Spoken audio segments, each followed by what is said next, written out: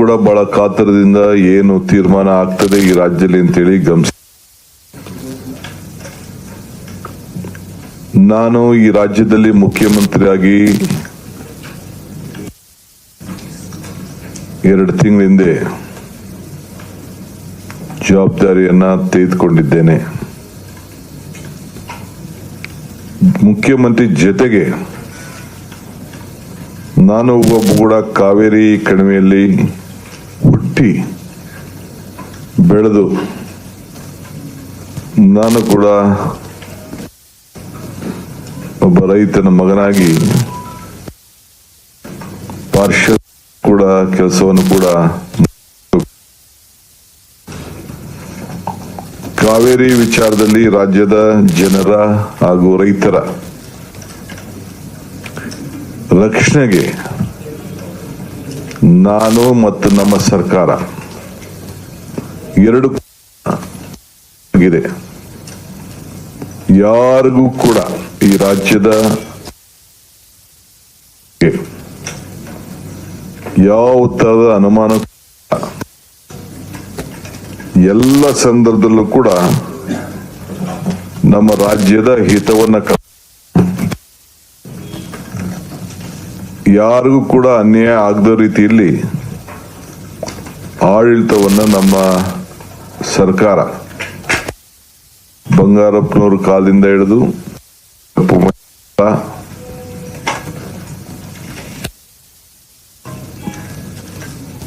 ಧರ್ಮಸಿಂಗ್ ಎಲ್ಲ ಕಾಲದಲ್ಲೂ ಕೂಡ ಸಿದ್ದರಾಮಯ್ಯನವ್ರ ಕಾಲ ಎಲ್ಲ ಕಾಲದಲ್ಲೂ ಕೂಡ ಕಾಂಗ್ರೆಸ್ ಕೊಂಡು ಎಸ್.ಎಂ. ಕೃಷ್ಣ ಅವ್ರ ಕಾಲದಲ್ಲಿ ಬಂದಿದ್ದೇವೆ. ವಿರೋಧ ಪಕ್ಷದ ಬಿಜೆಪಿ ಇದ್ದಾಗಿರ್ಬೋದು, ದಳ ಇದ್ದಾಗಿರ್ಬೋದು, ಅವರು ಕೂಡ ಅವ್ರದೇ ಆದಂತಹ ಪ್ರಯತ್ನವನ್ನು ಕೂಡ ಅವರು ಮಾಡಿಕೊಂಡು ಬಂದಿದ್ದಾರೆ. ಮಳೆ ಬರದೆ ಇಡೀ ರಾಜ್ಯದಲ್ಲಿ ಇನ್ನ ನಾವು ಬರಗಾಲದ ಛಾಯೆಯನ್ನ ನೋಡ್ತಾ ಇದ್ದೇವೆ. ಇನ್ನ ನಮಗೆ 30-35% ಮಳೆ ಮಾತ್ರ ರಾಜ್ಯದಲ್ಲಿ ಬಂದಿದೆ. ಇನ್ನ ನಾವು ರೈತರಿಗೆ ಮನವಿ ಮಾಡಿದ್ದೇವೆ, ನಾವು ನಿಮಗೆ ಮಾರ್ಗದರ್ಶನ ಕೊಡೋವರೆಗೂ ಸ್ವಲ್ಪ ತಾಳ್ಮೆಯಿಂದ ಇರಬೇಕು ಅಂತ ಹೇಳಿ ಅವ್ರಿಗೆ ರಿಕ್ವೆಸ್ಟ್ ಮಾಡಿದ್ದೇವೆ, ಮನವಿ ಮಾಡಿದ್ದೇವೆ. ಈಗ CWC ಮತ್ತು MA ಮ್ಯಾನೇಜ್ಮೆಂಟ್ ಅಥಾರಿಟಿ ಮತ್ತು ಎರಡು ಕೂಡ ಏನು 3,500 ಕ್ಯೂಸಿಕ್ ನೀರು ಬಿಡಬೇಕು 15 ದಿನಗಳ ಕಾಲ ಅಂತ ಹೇಳಿ ಆದೇಶ ಕೊಟ್ಟಿತ್ತು. ಇದು ಬಹಳ ಸಂಕಟದ ಪರಿಸ್ಥಿತಿಯಲ್ಲಿ ತೀರ್ಮಾನವನ್ನ 9 TMC ಹೇಳಿ ಬಿಜೆಪಿ ನಮ್ಮ ತಮಿಳುನಾಡು ಸರ್ಕಾರ ಅವರು ವಾದವನ್ನ ಕೂಡ ತುಂಬಿರಲಿಲ್ಲ, ಮಳೆ ಇರಲಿಲ್ಲ. ನಿಮ್ಮೆಲ್ಲರ ಆಶಯದಂತೆ ರಾಜ್ಯ ಜನತೆಯ ಪ್ರಾರ್ಥನೆಯಂತೆ ಇವತ್ತು ಸ್ವಲ್ಪ ನಮಗೆ ಮಳೆ ಬಂದು ಸ್ವಲ್ಪ ಸುಧಾರಣೆ ಆಗಿದೆ. ತಮಗೆ ಹೇಳಬೇಕು ಅಂದ್ರೆ ಈಗ ಬೆಳಗ್ಗೆ ಈ ಮಧ್ಯಾಹ್ನ ಬಂದಿರುವಂತ ನನಗೆ ಮಾಹಿತಿ ಪ್ರಕಾರ ಕಬಿನಿಲಿ 24,000 TMC ನೀರು ಇನ್ಫ್ಲೋ ಕ್ಯೂಸಿಕ್ 24,000 ಬರ್ತಾ ಇದೆ. KRS ಅಲ್ಲಿ 22,000 ನೀರು ಬರ್ತಾ ಇದೆ. ಸ್ವಲ್ಪ ಕೊಡಗಿನಲ್ಲಿ ಮಳೆ ನಿನ್ನೆಕಿನ ಈ ಮಧ್ಯಾಹ್ನ ಬೆಳಗ್ಗೆಯಿಂದ ಸ್ವಲ್ಪ ಕಡಿಮೆ ಆಗಿದೆ. ಹೇಮಾವತಿ ಕ್ಯೂಸಿಕ್ ಹರಿವು ಬರ್ತಾ ಇದೆ. ಆರಂಗಿಲಿ 10,430 ಕ್ಯೂಸಿಕ್ ನೀರು ಅಲ್ಲಿ ಬರ್ತಾ ಇದೆ. ಒಟ್ಟು 60,378 ಕ್ಯೂಸಿಕ್ ಅಷ್ಟು ಈಗ ಒಳಹರಿವು ಕಾಣ್ತಾ ಇದೆ. ಕುಡಿಯೋ ನೀರಿಗೆ ನಮಗೆ ಎಷ್ಟೇ ಕಷ್ಟ ಬಂದರೂ ಕೂಡ ನಾವು 40 TMC ಸ್ಟೋರ್ ಮಾಡಬೇಕು. 36 TMC ಕಂಪಲ್ಸರಿ ಬೇಕು. ಇನ್ನು 4 TMC ಅಷ್ಟು ಏನು ನಮ್ಮ ಡ್ರೈಗೆ ಮತ್ತೊಂದು ಅವಕ್ಕೆ ಅದನ್ನು ನಾವು ಗಮನದಲ್ಲಿ ಇಟ್ಕೊಳ್ಬೇಕು. ಈಗ ನಮ್ಮೆಲ್ಲ ರಾಷ್ಟ್ರೀಯ ನಾಯಕರುಗಳು, ಇಲ್ಲಿ ಬಂದಿದ್ದಂತ ಮಾಜಿ ಮುಖ್ಯಮಂತ್ರಿಗಳು ಮತ್ತು ಕೇಂದ್ರದ ಮಂತ್ರಿಗಳು, ಅವರೆಲ್ಲ ವಿಭಿನ್ನವಾದಂತ ಅನೇಕ ಒಳ್ಳೊಳ್ಳೆ ಸಲಹೆಗಳನ್ನ ರಾಜ್ಯದ ಹಿತಕ್ಕೆ ಕೊಟ್ಟಿದ್ದಾರೆ. ಅವರೆಲ್ಲರೂ ಕೂಡ ಇವತ್ತು ಸರ್ಕಾರದ ಪರವಾಗಿ ಸಂಸತ್ ಸದಸ್ಯರಿರ್ಬೋದು, ವಿರೋಧ ಪಕ್ಷದ ನಾಯಕರುಗಳಿಗೆ ಬಸವರಾಜ ಬೊಮ್ಮಾಯಿ ಅವರು,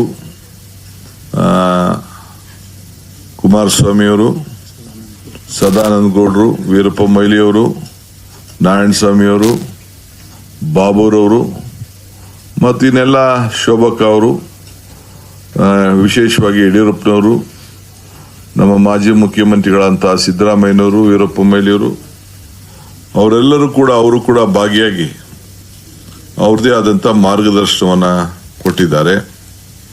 ನಮ್ಮ ಮಾಜಿ ನೀರಾವರಿ ಸಚಿವರುಗಳಂತ ಎಚ್.ಕೆ. ಪಾಟೀಲ್ ಮತ್ತು ನಮ್ಮ ಎಂ.ಬಿ. ಪಾಟೀಲ್ ಅವರು ಕೂಡ ಅವರ ಅಭಿಪ್ರಾಯ ಕೂಡ ತಿಳಿಸಿದ್ದಾರೆ.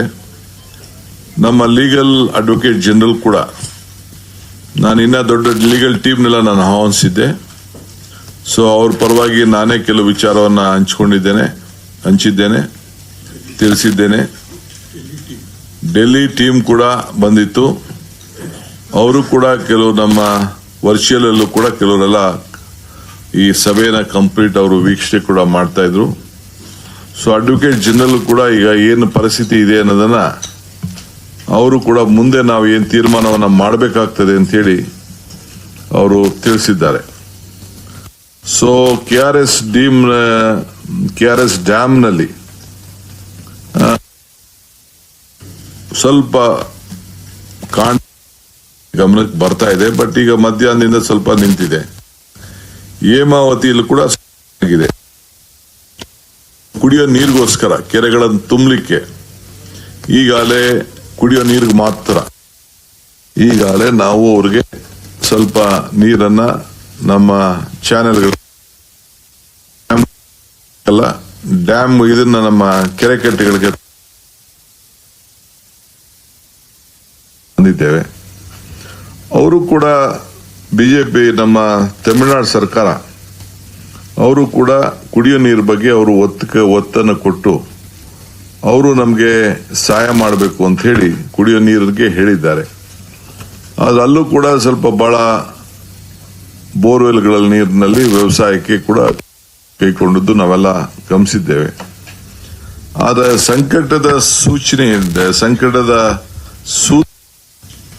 ಅದರ ಬಗ್ಗೆ ನಾವು ಬಹಳ ಪರಿಣಾಮಕಾರಿಯಾಗಿ ಕಾನೂನು ಚೌಕಟ್ಟಿನಲ್ಲೇ ಗಮನ ಇಟ್ಕೊಂಡು ಕಾನೂನಿನ ತಜ್ಞರನ್ನೇ ಅವರ ಜೊತೆ ಚರ್ಚೆಯನ್ನ ಮಾಡಿ ಅವ್ರನ್ನ ವಿಷಯ ತಿಳ್ಕೊಂಡು ಅನೇಕ ತೀರ್ಮಾನ ಕೂಡ ಇದೆ. ಇದನ್ನ ಫಸ್ಟ್ ಸ್ಟೇಜ್ ಅಲ್ಲಿ ನಾವಿದ್ದೇವೆ. ಇನ್ನ ಇಡೀ ವರ್ಷ ಜನವರಿವರೆಗೂ ಕೂಡ ಅನೇಕ ಸಂದರ್ಭಗಳಲ್ಲಿ ಪ್ರತಿ 15 ದಿನಕ್ಕೆ ನಮ್ಮ ಮ್ಯಾನೇಜ್ಮೆಂಟ್ ಇವರಾಗ್ಲಿ CWC ಅವರಾಗ್ಲಿ ಕೂಡ ಮೀಟಿಂಗ್ ಗಳನ್ನ ಮಾಡಂತ ಎಲ್ಲ ಲಕ್ಷಣಗಳು ಜವಾಬ್ದಾರಿ ಇದೆ. ಅದರಿಂದ ನಾವು ಬಹಳ ನಾವು ಮಾಡಬೇಕಾಗ್ತದೆ. ಈಗ ಜೂನ್ ನಲ್ಲಿ ಹಿಂದೆ ಎಲ್ಲ ನಾವು 9.19 TMC ನೀರನ್ನ ನಾವು ಬಿಟ್ಟಿದ್ದು. ಆದ್ರೆ ಈ ವರ್ಷ ಬರೀ 2.9 TMC ಮಾತ್ರ ಈ ವರ್ಷ ಬಿಟ್ಟಿದ್ದೇವೆ. ಜುಲೈಯಲ್ಲಿ 31 TMC ಬಿಟ್ಟಿದ್ದು ಕಳೆದ ವರ್ಷ. ಈಗ 0.7 TMC ಮಾತ್ರ ಹೋಗಿದೆ. ಈಗ 40 TMC ನಾವು ಈ ವರ್ಷ ಬಿಡಬೇಕು ಜುಲೈನಲ್ಲಿ. ಅದನ್ನ 40 TMC ಬದಲು ಬರೀ 3.6 TMC ಇದಕ್ಕೆ ಮಾಡಿದೆ. ಇಲ್ಲಿವರೆಗೂ ನಾವು ಯಾವ ಡ್ಯಾಮ್ನಿಂದ ಕೂಡ ಬಿಡುಗಡೆ ನಾವು ಮಾಡಿರಲಿಲ್ಲ. ಮಧ್ಯಾಹ್ನ ನಂತರ ನಾವು ಅದನ್ನ ನೀರನ್ನ ಕಂಟ್ರೋಲ್ ಮಾಡಲಿಕ್ಕೆ ಸಾಧ್ಯ ಇಲ್ಲ.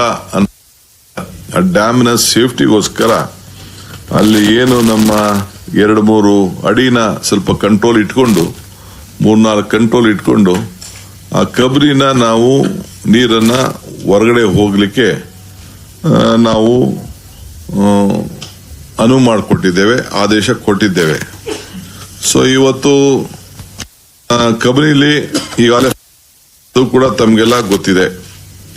ಇವತ್ತು ಇನ್ನೊಂದು ಬಹಳ ಪ್ರಮುಖವಾದಂತ ವಿಚಾರ ಏನಪ್ಪಾ ಅಂದ್ರೆ, ಎಲ್ಲ ಸಂಸತ್ ಸದಸ್ಯರು ಮತ್ತು ಎಲ್ಲ ವಿರೋಧ ಪಕ್ಷದ ನಾಯಕರು ಎಲ್ಲರೂ ಕೂಡ ಸರ್ಕಾರಕ್ಕೆ ನಾವು ಒಮ್ಮತದ ನಿಮ್ಮ ತೀರ್ಮಾನಕ್ಕೆ ನಾವು ಬದ್ಧರಾಗಿದ್ದೇವೆ. ಇನ್ನು ಕೆಲವು ಸಲಹೆಗಳನ್ನ ಕೊಟ್ಟಿದ್ದಾರೆ. ಆ ಸಲಹೆಗಳನ್ನು ನಾನು ಕಾನೂನಿನ ಚೌಕಟ್ಟಿನಲ್ಲಿ ನಮ್ಮ ಹಿರಿಯರ ತಜ್ಞರು ಮತ್ತು ನಮ್ಮ ಲೀಗಲ್ ಟೀಮ್ ಹತ್ರ ಮಾಡಿ ಮತ್ತು ನನ್ನ ಸಹೋದ್ಯೋಗಿಗಳ ಹತ್ರ ಯಾರು ಮಿನಿಸ್ಟರ್ಸ್ ಇರಿಗೇಷನ್ ಇರ್ಬೋದು, ಡೆಪ್ಟಿ ಸಿಎಂ ಇರ್ಬೋದು, ರೆವಿನ್ಯೂ ಇರ್ಬೋದು, ಯಾರ್ಯಾರು ಆ ಭಾಗದಿಂದ ಪ್ರತಿನಿಧಿಸ್ತಾರೆ ಅವರೆಲ್ಲರೂ ಕೂಡ ಅವರ ಅನುಭವದ ಮೇರೆಗೆ ಚರ್ಚೆ ಮಾಡಿ ಕೆಲವು ಅಭಿಪ್ರಾಯಕ್ಕೆ ನಾನು ಬರೋನಿದ್ದೇನೆ. ಇನ್ನೊಂದು ಕೆಲವರೆಲ್ಲ ಪ್ರತಿಭಟನೆಗಳು ಕೂಡ ಇಲ್ಲೆಲ್ಲ ಮಾಡ್ಕೊಂಡು ಬರ್ತಾ ಇದ್ದಾರೆ. ಆದ್ರೆ ಪ್ರಕೃತಿ ಕೂಡ ಇವತ್ತು ಇದೆ. ದೇವರ ಕೃಪೆ ವರ್ಣ ನಮಗೆ ಇವತ್ತು ಸ್ವಲ್ಪ ಶಾಂತಿ ವಾತಾವರಣ ನಿರ್ಮಾಣ ಆಗಿದೆ. ಸೊ ನಾನೊಂದು ರಿಕ್ವೆಸ್ಟ್, ಎಲ್ಲ ಸಂಘಟನೆಗಳೇ, ಕನ್ನಡ ಸಂಘಟನೆಗಳು, ರೈತರು ಮತ್ತು ಪಕ್ಷದ ನಾಯಕರುಗಳಿಗೆ, ಜನತಾದಳದ ನಾಯಕರುಗಳಿಗೆ, ಅವರೆಲ್ಲರೂ ಕೂಡ 13ನೇ ತಾರೀಕು ಬಗ್ಗೆ ಕರೆದಿದ್ದಾರೆ. ಬಿಜೆಪಿಯವರೇನು ಅದಕ್ಕೇನು ನೆನ್ನೆ ಹೋಗಿ ಡ್ಯಾಮ್ ಮುತ್ತಿಗೆ ಹಾಕ್ಲಿಕ್ಕೆ ಪ್ರಯತ್ನ ಮಾಡಿದ್ರು. ಆಮೇಲೆ ಕೊನೆಗೆ ಅವ್ರಿಗೆ ವಿಚಾರ ಅರ್ಥ ಆಯ್ತು. ಅವರು ಕೂಡ ದೇವರಲ್ಲಿ ಹೋಗಿ ಪ್ರಾರ್ಥನೆ ಮಾಡಿದ್ದಾರೆ. ಸೊ ಇವತ್ತು JDSನವರು ಇವತ್ತು ಬೆಳಗ್ಗೆ ಬೆಂಬಲ ಕೊಟ್ಟರು ಅಂತ ಹೇಳಿ ನನಗೆ ಮಾಹಿತಿ ಬಂದಿದೆ. ನಾನು ಎಲ್ಲರಿಗೂ ಕೂಡ ರಿಕ್ವೆಸ್ಟ್ ಮಾಡ್ತೇನೆ, ಎಲ್ಲ ನನ್ನ ಕನ್ನಡ ಸಂಘಟನೆಯವ್ರ ಹತ್ರ ನಾನು ಮಾತಾಡ್ತೇನೆ. ನಾನೇ ಖುದ್ದಾಗಿ ಮಾತಾಡ್ತೇನೆ, ಕೆಲವರು ನಮ್ಮ ಮಂತ್ರಿಗಳು ಕೂಡ ಮಾತಾಡ್ತಾರೆ. ದಯವಿಟ್ಟು ಇದಕ್ಕೆ ಅವಕಾಶ ಕೊಡೋದು ಬೇಡ. ಈ ಬಂಧನಿಂದ ನಿಮ್ಗೇನು ಪ್ರಯೋಜನ ಆಗುವುದಿಲ್ಲ. ಆಲ್ ಪಾರ್ಟಿ ಮೀಟಿಂಗ್ ಅಲ್ಲೂ ಈ ತೀರ್ಮಾನ ಬಂದಿದೆ. ಆಲ್ ಪಾರ್ಟಿ ಮೀಟಿಂಗ್ ಅಲ್ಲೂ ಕೂಡ ನಾನೊಂದು ಅಪೀಲ್ ಮಾಡಬೇಕು ಸರ್ಕಾರದ ಪರವಾಗಿ ಅಂತೇಳಿ ಎಲ್ಲರೂ ಕೂಡ ಸಲಹೆಯನ್ನು ಕೊಟ್ಟಿದ್ದಾರೆ. ಆ ಸಲಹೆ ಮೇರೆಗೆ ನಾನು ಎಲ್ಲರೂ ಕೂಡ ನಿಮಗೆ ಬಂದಿಂದ, ಯಾಕೆಂದ್ರೆ ನಾವು ಏನು ಪ್ರಯೋಜನ ಆಗುವುದಿಲ್ಲ. ಯಾರ ಮೇಲೆ ಸರ್ಕಾರನೇ ನಿಮ್ಮ ಪರವಾಗಿ ನಿಂತಿರುವಾಗ, ಸರ್ಕಾರ ಮತ್ತು ಪ್ರಕೃತಿ ಎರಡೂ ಕೂಡ ನಿಮ್ಮ ಜೊತೆಯಲ್ಲಿ ನಿಂತಿ, ಇದಕ್ಕೆ ದಣು ತಗೊಳ್ಬಾರದು ಅಂತೇಳಿ ನಾನು ಮನವಿಯನ್ನ ನಾನು ಈ ಸಂದರ್ಭದಲ್ಲಿ ಮಾಡಲಿಕ್ಕೆ ನಾನು ಪ್ರಯತ್ನ ಮಾಡ್ತಾ ಇದ್ದೇನೆ. ಮುಂದಕ್ಕೆ ಪ್ರತಿ ಹಂತ ಇವತ್ತು ತಮಿಳುನಾಡವರು ಕೂಡ ಅವರು ಡಿಸ್ಟ್ರೆಸ್ ಶೇರಿಂಗ್ ಬಗ್ಗೆ ಬೇಡಿಕೆ ಇಟ್ಟಿದ್ದಾರೆ. ಈ ಮಧ್ಯೆ DMK ಪಕ್ಷದವರು ಕೂಡ ಪ್ರೈವೇಟ್ ಆಗಿ ಅವರು ಒಂದು ಸುಪ್ರೀಂ ಕೋರ್ಟ್ಗೆ ಹೋಗಿದ್ದಾರೆ. ಆದರೆ ಕಾನೂನು ನಾನು ಇದನ್ನ ಚರ್ಚೆ ಮಾಡೋದು ಬೇಡ. ಏನಾದ್ರು ಅವರು ಅವ್ರದೇ ಆದಂತ ಒಂದು ಅಭಿಪ್ರಾಯ ಬರ್ತಾರೆ, ಕೇಳ್ತಾರೆ, ನಾವು ಅದಕ್ಕೆ ಉತ್ತರ ಕೊಡಬೇಕು. ಪ್ರೈವೇಟ್ ಅವ್ರು ಯಾರೇ ಆಗ್ಲಿ ಕೇಳ್ಬೇಕಾದ್ರೆ ಅದಕ್ಕೆ ಮಾನ್ಯತೆ ಕೊಡೋದು ಬಹಳ ಕಡಿಮೆ ಅನ್ನೋದು ನನ್ನ ಅನುಭವ ಮತ್ತು ನನ್ನ ತಜ್ಞರು ಕೂಡ ನನಗೆ ಆ ಅಭಿಪ್ರಾಯವನ್ನ ತಿಳಿಸಿದ್ದಾರೆ. ಸೊ ನಾವು ಬಹಳ ಹುಷಾರಾಗಿ ಯಾವ್ದಾದ್ರು ಕೆಲವು ಕೋರ್ಟ್ನ ಹ್ಯಾಂಡಲ್ ಮಾಡುವಂತ ಸಂದರ್ಭದಲ್ಲಿ ಅನೇಕ ಹಿರಿಯರ ಅನುಭವವನ್ನು ಕೂಡ ನಾವು ಗಮನದಲ್ಲಿ ನಾವು ಇಟ್ಕೊಳ್ಬೇಕಾಗ್ತದೆ. ಆಮೇಲೆ ಈಗಾಗಲೇ ಜುಲೈನಲ್ಲಿ CWRC ಆಮೇಲೆ CWMA ಏನು ಆ ಮೀಟಿಂಗ್ ತೆಗೆದುಕೊಂಡು ಅದು ನಡ್ಕೊಂಡು ಬರ್ತಾ ಇರ್ತದೆ. ಅದು ಒಂದೊಂದು 15 ದಿನಕ್ಕೆ ಒಂದೊಂದ್ಸತಿ ಒಂದೊಂದು ತೀರ್ಪು ಬರ್ತದೆ. ಪರಿಸ್ಥಿತಿ ಕೂಡ ಮಾಹಿತಿ ಇದೆ ನಿಮ್ಗೆ, ನಮ್ಮ ಮಾಧ್ಯಮದವ್ರಿಗೆ, ರೈತರಿಗೆ, ಅಧಿಕಾರಿಗಳಿಗೆ ಸಿಗ್ತದೆ. ಹಂಗೆ ಕೇಂದ್ರ ಸರ್ಕಾರ ಕೂಡ, ಕೇಂದ್ರ ಸರ್ಕಾರ ಆಗಿರ್ಬೋದು, ರೆಗ್ಯುಲೇಟರಿ ಅಥಾರಿಟಿ ಇರ್ಬೋದು, ಮ್ಯಾನೇಜ್ಮೆಂಟ್ ಅಥಾರಿಟಿ ಇರ್ಬೋದು, ಎಲ್ಲರೂ ಕೂಡ ಎಲ್ಲ ಸಂದರ್ಭದಲ್ಲೂ ಕೂಡ ಮತ್ತು ತಮಿಳುನಾಡು ಕೂಡ ಅವರಿಗೆ ಎಲ್ಲ ತರದ ಮಾಹಿತಿ ಕೂಡ ತೆಗೆದುಕೊಳ್ಳಿಕ್ಕೆ ಅವಕಾಶ ಇದೆ.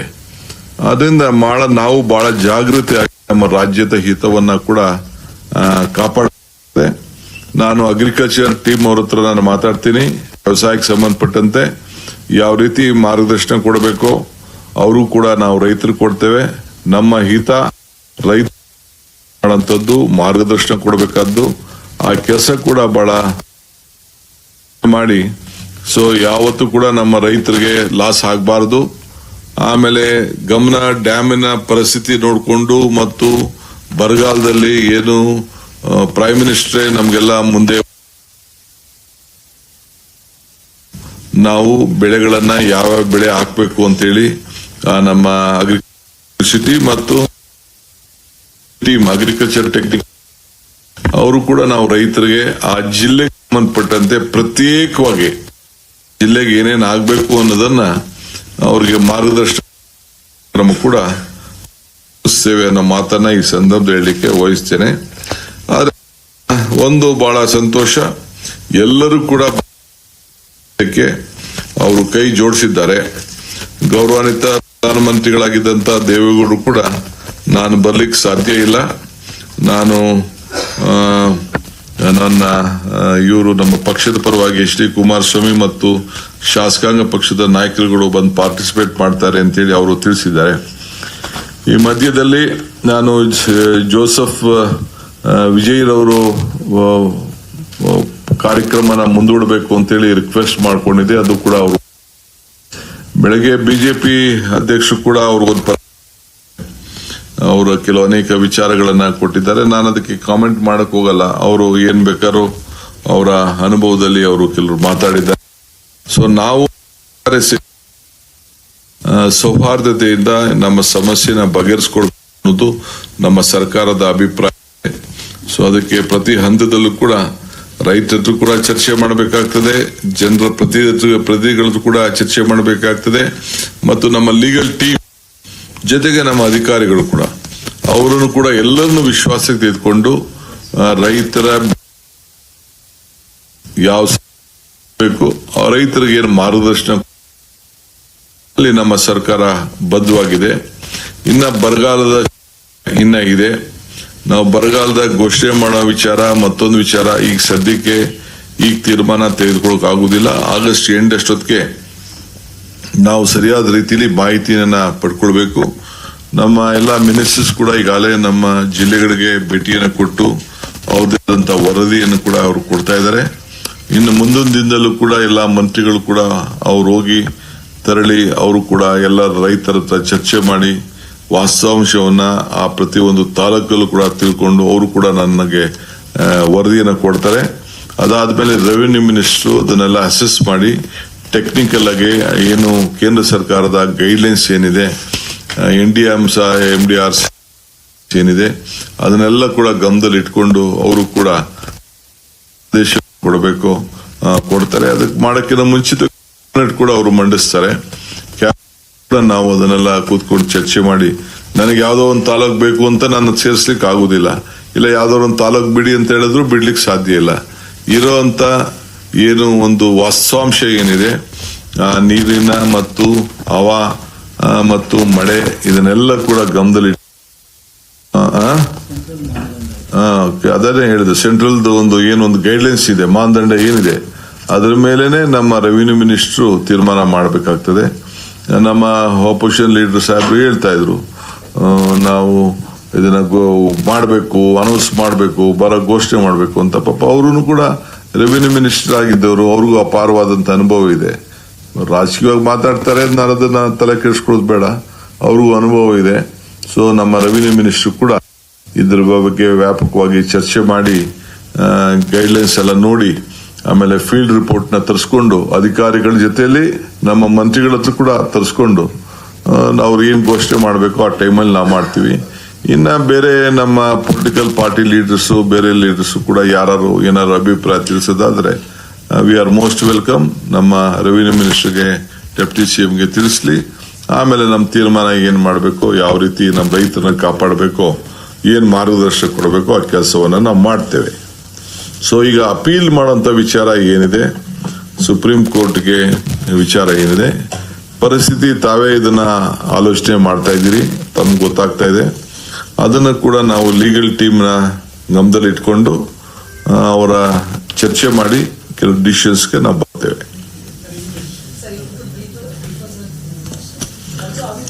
Okay, I'll brief you. Let my Kannada friends finish their questions.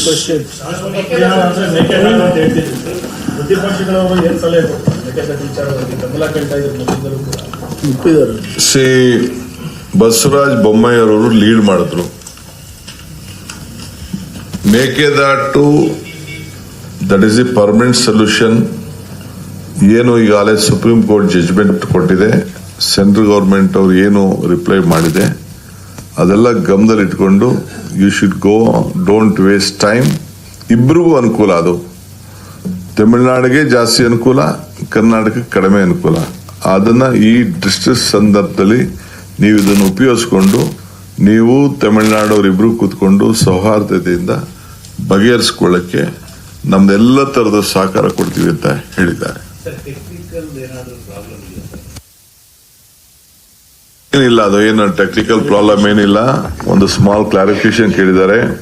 ನಾವು ಹಿಂದೆ 4 TMC ಬಗ್ಗೆ ಪ್ರಸ್ತಾವನೆ ಮಾಡಿದ್ದು ಕುಡಿಯೋ ನೀರಿಗೆ. ನಾನು ಮಾಡಬೇಕು ಅಂತ ಅದಕ್ಕೆ ಒಂದು ಆರ್ಡರ್ ಮಾಡಿದ್ದೆ. ಅಲ್ಲಿ ಏನಾಗಿದೆ ಅಂತಂದ್ರೆ ಏನಾದ್ರು ಬಿಟ್ರೆ TMC ಇಟ್ರೆ ತುಮಕೂರವ್ರು ಬಂದು ಕೇಳ, ಅವು ಕೂಡ ಬಹಳ ಕಾತರದಿಂದ ಏನು ತೀರ್ಮಾನ ಆಗ್ತದೆ ಈ ರಾಜ್ಯದಲ್ಲಿ ಅಂತೇಳಿ ಗಮನಿಸಿ. ನಾನು ಈ ರಾಜ್ಯದಲ್ಲಿ ಮುಖ್ಯಮಂತ್ರಿಯಾಗಿ 2 ತಿಂಗಳ ಹಿಂದೆ ಜವಾಬ್ದಾರಿಯನ್ನ ತೆಗೆದುಕೊಂಡಿದ್ದೇನೆ. ಮುಖ್ಯಮಂತ್ರಿ ಜೊತೆಗೆ ನಾನು ಒಬ್ಬ ಕೂಡ ಕಾವೇರಿ ಕಣಿವೆಯಲ್ಲಿ ಹುಟ್ಟಿ ಬೆಳೆದು ನಾನು ಕೂಡ ಒಬ್ಬ ರೈತನ ಮಗನಾಗಿ ಪಾರ್ಷಲ್ ಕೂಡ ಕೆಲಸವನ್ನು ಕೂಡ ಕಾವೇರಿ ವಿಚಾರದಲ್ಲಿ ರಾಜ್ಯದ ಜನರ ಹಾಗೂ ರೈತರ ರಕ್ಷಣೆಗೆ ನಾನು ಮತ್ತು ನಮ್ಮ ಸರ್ಕಾರ ಎರಡು ಆಗಿದೆ. ಯಾರಿಗೂ ಕೂಡ ಈ ರಾಜ್ಯದ ಯಾವ ತರದ